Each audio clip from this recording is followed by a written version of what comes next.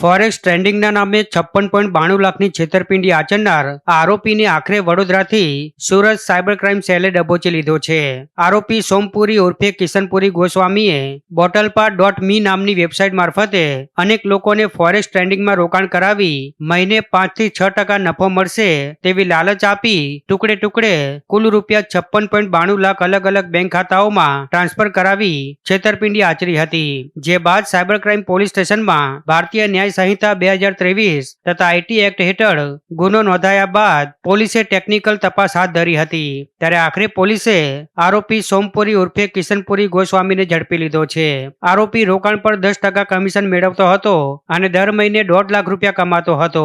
તેમજ દુબઈ અને બેંકોક સહિત કુલ 18 વખત વિદેશ પ્રવાસ કર્યો હોવાનું પણ સામે આવ્યું છે. જે બેંક ખાતાઓમાં રકમ ટ્રાન્સફર કરાઈ હતી તે ખાતાઓ સામે દેશભરમાં કુલ 50 ફરિયાદો નોંધાઈ છે અને 10 કરોડ 2,76,635 રૂપિયાની છેતરપિંડી સાથે જોડાણ બહાર આવ્યું છે. જોકે ગેંગના અન્ય આરોપીઓમાં દીપક ગોસ્વામી અને દુબઈમાં રહેતા મુખ્ય સૂત્રધાર લવિશ ચૌધરી નામના શખ્સનું નામ સામે આવ્યું છે. ત્યારે પોલીસે આરોપીની ધરપકડ કરી કાયદેસરની કાર્યવાહી હાથ ધરી અન્ય આરોપીઓની શોધખોળ શરૂ કરી છે.